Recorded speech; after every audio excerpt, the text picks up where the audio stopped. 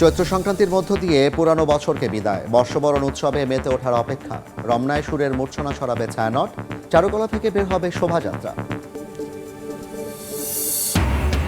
পহেলা বৈশাখে চাষিরা পাচ্ছেন কৃষক কার্ড, বছরে ২৫০০ টাকা সহ মিলবে সার, বীজ ও ঋণ সুবিধা। টাঙ্গাইলে কার্যক্রম উদ্বোধন করবেন প্রধানমন্ত্রী। হাম ও উপসর্গ নিয়ে আরও ৭ শিশুর মৃত্যু, বৈশিষ্ট্য উপসর্গে ভিন্নতা। আক্রান্ত হচ্ছেন বয়স্করাও, নতুন ধরন কিনা জানতে গবেষণা। 4 সিটিতে দ্বিতীয় দিনের টিকাদান। আগামী সপ্তাহ থেকে সহজে মিলবে ভারতীয় মেডিকেল ও বিজনেস ভিসা, প্রধানমন্ত্রীর সঙ্গে সাক্ষাতের পর উপদেষ্টা। দ্বিপাক্ষিক সম্পর্ক এগিয়ে নেওয়ার আশা। এবং ডিজেল সংকটে গভীর সমুদ্রে যেতে পারছে না লাইটার জাহাজ, চট্টগ্রাম বন্দরের বহির্নোঙরে মাদার ভেসেলের জট। খালাসে ধীরগতির কারণে হাজার হাজার ডলার জরিমানা।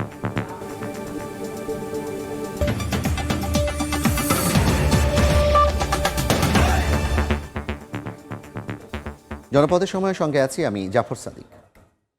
চৈত্র সংক্রান্তির মধ্য দিয়ে বিদায় নিচ্ছে পুরনো বছর। ১৪৩৩ বঙ্গাব্দ বরণে প্রস্তুত সারা দেশ। জেলায় জেলায় নাচ গান সহ বসে মেলা। এদিকে বর্ষবরণে বৈশাখী শোভাযাত্রার জন্য হাতি, ঘোড়া সহ নানা ধরনের মুখোশ তৈরিতে শেষ সময়ে ব্যস্ত শিল্পীরা।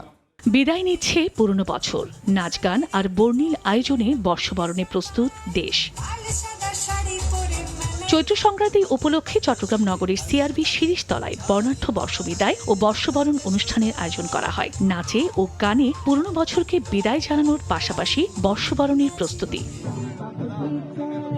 সম্মিলিত নাট্য পরিষদ সিলেটের আয়োজনে সুরমা নদীর পাড়ে আয়োজন করা হয় চৈত্র সংক্রান্তি উৎসব ও পহেলা বৈশাখের প্রস্তুতি। উচ্ছ্বসিত সব বয়সী মানুষ। সবার মাঝে রং ছড়িয়ে যাক, বাংলাদেশ সমৃদ্ধশালী হোক। পরবর্তী প্রজন্মের কাছে আমাদের বাংলা এবং বাঙালি সংস্কৃতিকে পৌঁছে দেয়। বরিশাল নগরীতে বসেছে 3 দিন ব্যাপী মেলা। চৈত্র সংক্রান্তির মেলা দেখতে বড়দের সঙ্গে মেলায় আসে শিশুরাও। চারুকলার উদ্যোগে সিটি কলেজ মাঠে প্রভাতী অনুষ্ঠান, মঙ্গল শোভাযাত্রার সব প্রস্তুতি শেষ হয়েছে। চৈত্র মাসের শেষ দিনে বহু বছর ধরে ময়মনসিংহের নাসিরাবাদ কলেজ মাঠে ঐতিহ্যবাহী চৈত্র সংক্রান্তির মেলার আয়োজন করা হয়। মাটির তৈরি খেলনা, তৈজসপত্র, মুড়ি মুরগি, নানা খাদ্য সামগ্রীর বাহারি দোকান বসেছে মেলায়। চন্দ্র বিশ্বাস, ববি, সময় সংবাদ। বর্ষবরণ উৎসব ঘিরে রঙিন পাহাড়ি জনপদ। পার্বত্য জেলাগুলোতে নানা আয়োজনে বিজু, সাংগ্রাই, বসুতে ফুল দিয়ে বিসর্জনের মধ্য দিয়ে চলছে পুরানোকে বিদায় আর নতুন বছরকে বরণের উৎসব।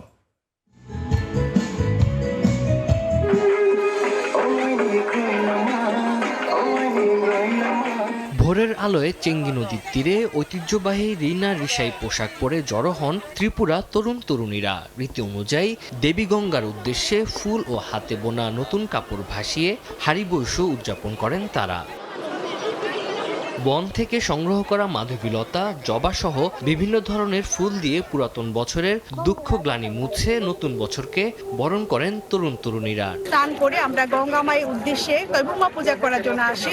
বৈশাখী উৎসবের মতো মাতোয়ারা পার্বত্য জেলার রাঙ্গামাটি চৈত্র সংক্রান্তির দিনটিকে মূল বিজু হিসেবে উদযাপন করেন কয়েকটি নৃগোষ্ঠী। বর্ণাঢ্য শোভাযাত্রার মধ্য দিয়ে বান্দরবনে আয়োজন করা হয় মারমা সম্প্রদায়ের বর্ষবরণ উৎসব সাংগাই। ঐতিহ্যবাহী পোশাক পরে শোভাযাত্রায় অংশ নেন 11টি নৃগোষ্ঠীর মানুষ। পরে পাড়ায় পাড়ায় তরুণ তরুণীরা অংশ নেন জলকেলি উৎসবে। পুরাতন বছরকে আমরা বিদায় দিয়ে নতুন বছরকে বরণ করে নিই। পুরাতন বছরকে বিদায় আর নতুন বছরকে স্বাগত জানাতে 3 দিন ব্যাপী মারমাপল্লিতে চলবে সাংগাই উৎসব। তানজিল হাসনাত, সময় সংবাদ।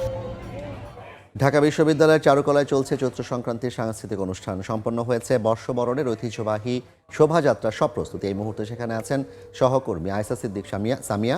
সরাসরি যাচ্ছি তার কাছে। সামিয়া, আর মাত্র কয়েক ঘন্টা এরপরেই কিন্তু বর্ষবরণ এবং বর্ষবরণ উপলক্ষে কিন্তু বাঙালিরা প্রস্তুতি নিয়ে ফেলেছে।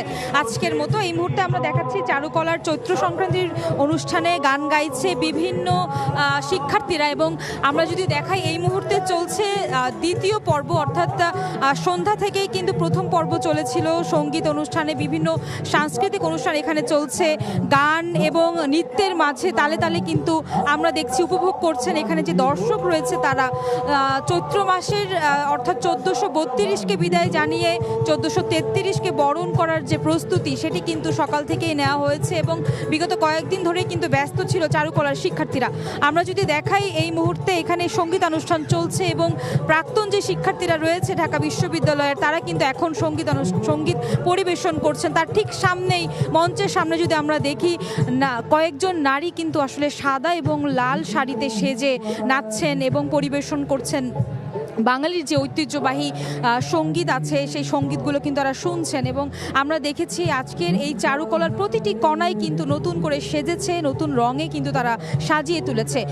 নানা ধরনের মুখোশ নিয়ে কিন্তু এখানে আমরা দেখছি এবং নারীরা কিন্তু ভিড় করছিল, তাদের আলপনা মুখে কিন্তু আলপনা দিতেও আমরা দেখেছি এবং আমরা দেখেছি যে বিভিন্ন ধরনের মুখোশ কিন্তু বিক্রি হয়েছে সকাল থেকে। আমরা যদি একটু বলি যে এই ছিল আমার কাছে চারুকলার পরিবেশনা। আমরা বর্ষর বরণের অপেক্ষা করব। আগামীকাল সকাল 8:30 থেকে কিন্তু শোভাযাত্রা সেটি শুরু হবে। তো এই ছিল আমার কাছ থেকে আজকের সবশেষ তথ্য।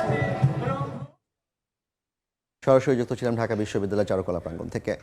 পহেলা বৈশাখে চাষিরা পাচ্ছেন কৃষক কার্ড। টাঙ্গাইলে কাল কার্ড বিতরণ কার্যক্রম উদ্বোধন করবেন প্রধানমন্ত্রী তারেক রহমান। জেলা স্টেডিয়ামে অনুষ্ঠানস্থল পরিদর্শন করেছেন বেশ কয়েকজন মন্ত্রী প্রতিমন্ত্রী। প্রধানমন্ত্রীর আগমন ঘিরে উচ্ছ্বসিত জেলার সর্বস্তরের মানুষ। কৃষক কার্ডের প্রতিশ্রুতি বাস্তবায়ন করতে যাচ্ছে বিএনপি সরকার। টাঙ্গাইলে কার্যক্রম উদ্বোধন করবেন প্রধানমন্ত্রী তারেক রহমান। প্রধানমন্ত্রীর আগমন উপলক্ষে সাজ রব টাঙ্গাইলে নেওয়া হয়েছে সব ধরনের প্রস্তুতি। অনুষ্ঠানস্থল পরিদর্শন করেছেন কৃষি, খাদ্য ও মৎস্য ও প্রাণী সম্পদ মন্ত্রী মোহাম্মদ আমিনুর রশিদ, মুক্তিযুদ্ধ বিষয়ক মন্ত্রী আহমদ আজম খান, ডাক, টেলিযোগাযোগ ও তথ্য মন্ত্রী ফকির মাহবুব আনাম, ক্রীড়া প্রতিমন্ত্রী আমিনুল হক এবং মৎস্য ও প্রাণী সম্পদ প্রতিমন্ত্রী সুলতান সালাউদ্দিন টুকু। কৃষকদের ডিজিটাল প্ল্যাটফর্মে নিয়ে আসতেই কৃষিকার্ড একটি যুগান্তকারী উদ্যোগ বলে জানান কৃষিমন্ত্রী। উৎপাদন থেকে বিক্রয় পর্যন্ত কৃষক যেন প্রতিটা ক্ষেত্রে তার পণ্যের ন্যায্য মূল্য এবং ন্যায্য অধিকার পায়। এ কারণেই এই কৃষক কার্ড চালু করা হয়েছে। কৃষিকার্ড চালুর মাধ্যমে গ্রামীণ অর্থনীতি আরও শক্তিশালী হবে বলে মন্তব্য করেন মুক্তিযুদ্ধ বিষয়ক মন্ত্রী আহমেদ আজম খান। কৃষক কার্ড উদ্বোধন উপলক্ষে মাননীয় প্রধানমন্ত্রী টাঙ্গাইলে আসবেন। টাঙ্গাইলবাসী আমরা আনন্দিত। এছাড়া মৎস্য ও প্রাণী সম্পদ প্রতিমন্ত্রী সুলতান সালাউদ্দিন টুকু বলেন, কৃষি, মৎস্য ও প্রাণী সম্পদ খাতকে সমন্বিতভাবে এগিয়ে নিতে কাজ করছে সরকার। কৃষি আন্দোলনের নেতা মাওলানা আব্দুল হামিদ খান ভাসানীর স্মৃতি বিজড়িত এই টাঙ্গাইলে কৃষক কার্ড উদ্বোধন হচ্ছে।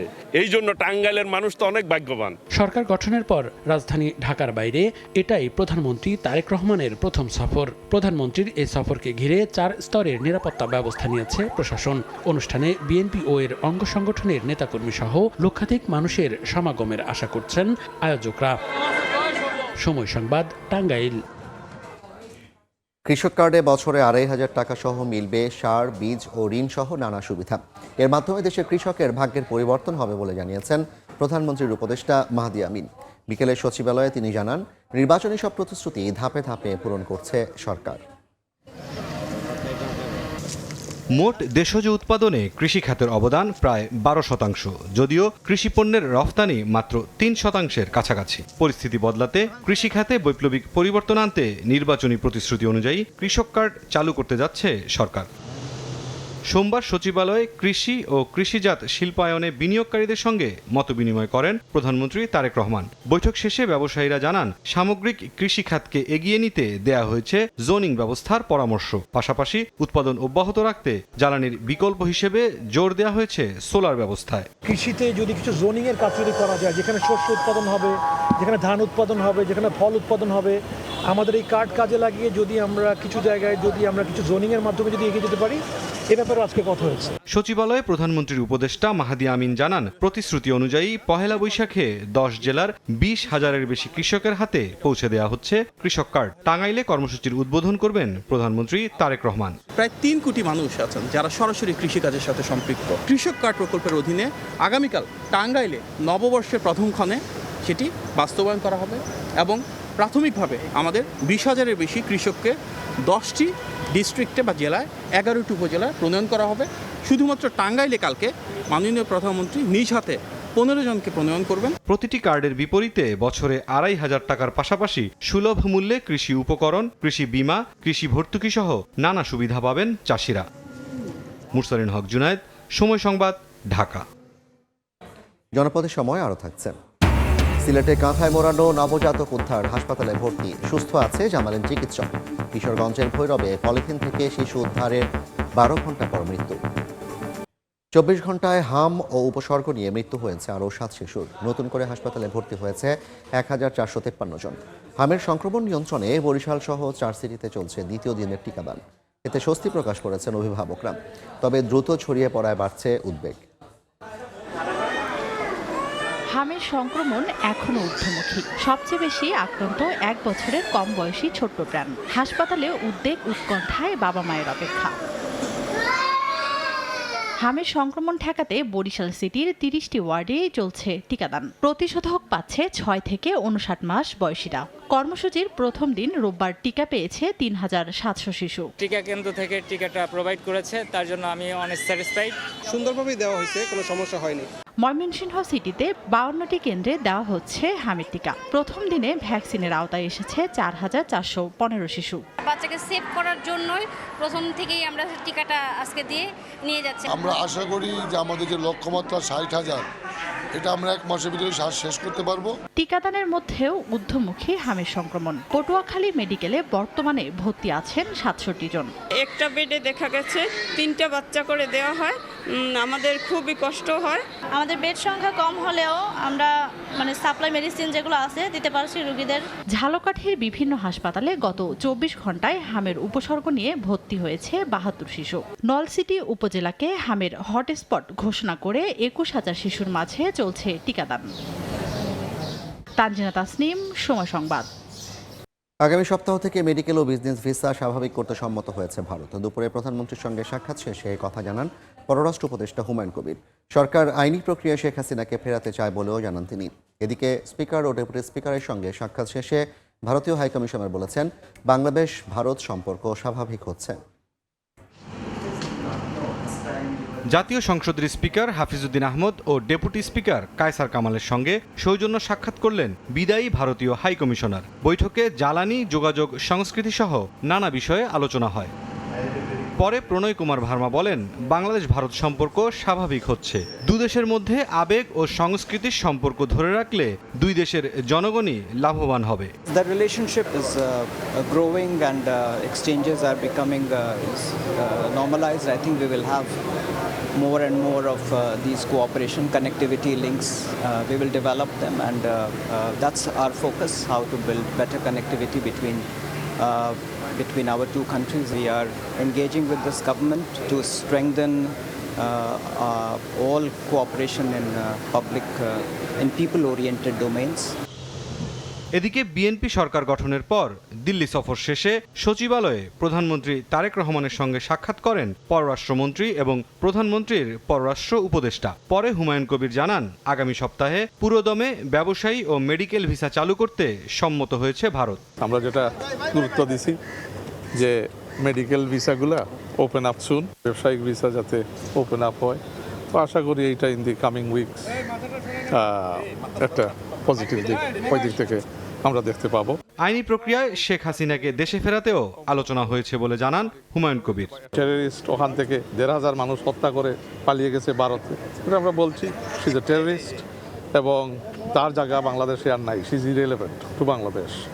তো এখানে যদি যাতে সে কোনো ধরনের ডিস্টেবিলাইজেশনের চেষ্টা তাদের সয়েলকে, সভরিন সয়েলকে ইউজ করে যাতে আমাদের দেশে না করতে পারে।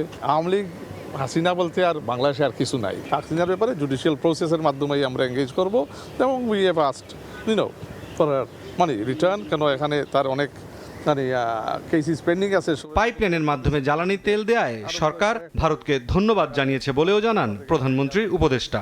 লুটপাট করা লাগে। মুরসালিন হক জুনায়েদ, সময় সংবাদ, ঢাকা। জনপদের সময় আরও থাকছেন। পিকআপকে ধাক্কা দিয়ে নিয়ন্ত্রণ হারিয়ে বাস খাদে, ফরিদপুরে প্রাণ গেল 2 জনের, আহত অন্তত 30।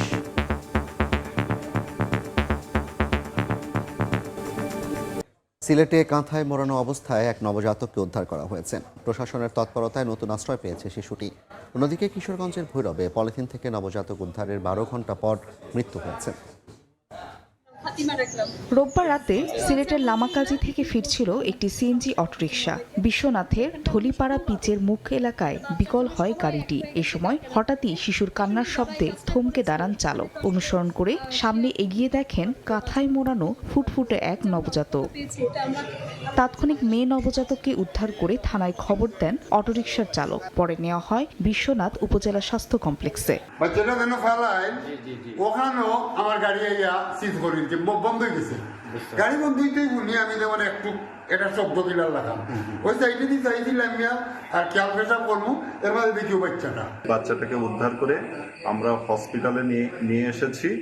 এ বিষয়ে আমরা পরবর্তী ব্যবস্থা গ্রহণ করতেছি। এর আগে একই দিন সন্ধ্যায় কিশোরগঞ্জের ভৈরবে গ্রামের একটি মাঠ থেকে পলিথিনে মোড়ানো ছেলে নবজাতককে উদ্ধার করেন এক দম্পতি। এরপর একটি বেসরকারি ক্লিনিকে নিয়ে ভর্তি করেন তারা। পরে উন্নত চিকিৎসার জন্য উপজেলা স্বাস্থ্য কমপ্লেক্সে নিলে চিকিৎসাধীন অবস্থায় মৃত্যু হয় নবজাতকটির। ফাহরিয়া ফারজানা, সময় সংবাদ। ফরিদপুরে বাস ও পিকআপের সংঘর্ষে 2 জন নিহত হয়েছেন, আহত হয়েছেন 30 জন। সকালে ফরিদপুর থেকে মাদারীপুরে যাচ্ছিল শাহ ফরিদ পরিবহনের একটি বাস।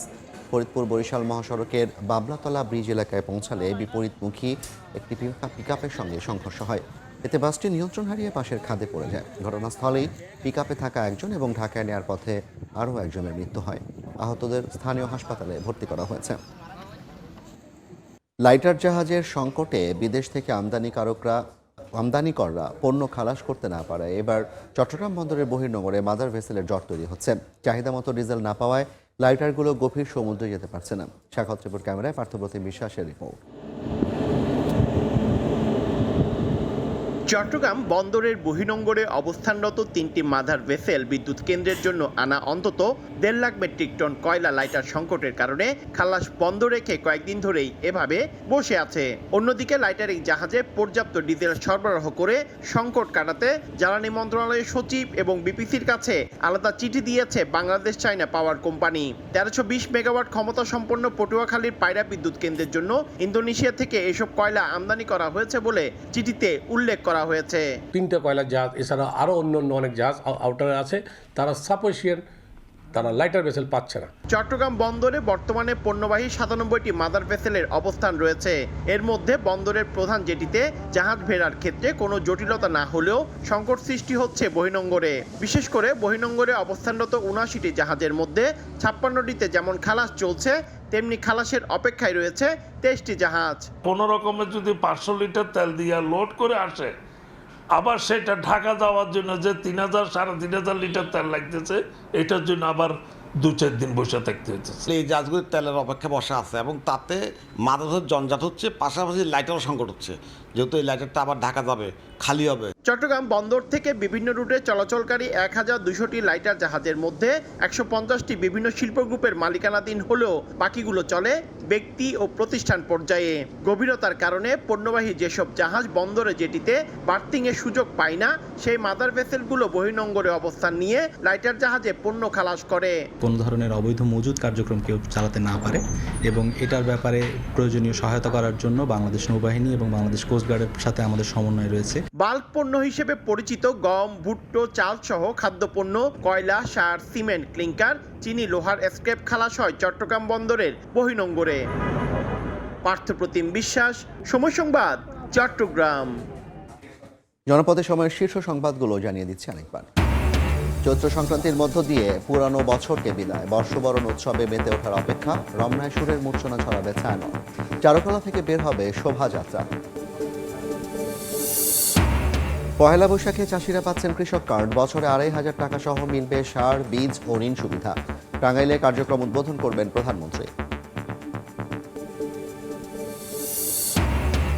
এবং হাম ও উপসর্গ নিয়ে আরও 7 শিশুর মৃত্যু। বৈশিষ্ট্য উপসর্গে ভিন্নতা। আক্রান্ত হচ্ছেন বয়স্করাও। নতুন ধরন কিনা জানতে গবেষণা। 4 সিটিতে দ্বিতীয় দিনের টিকাদান।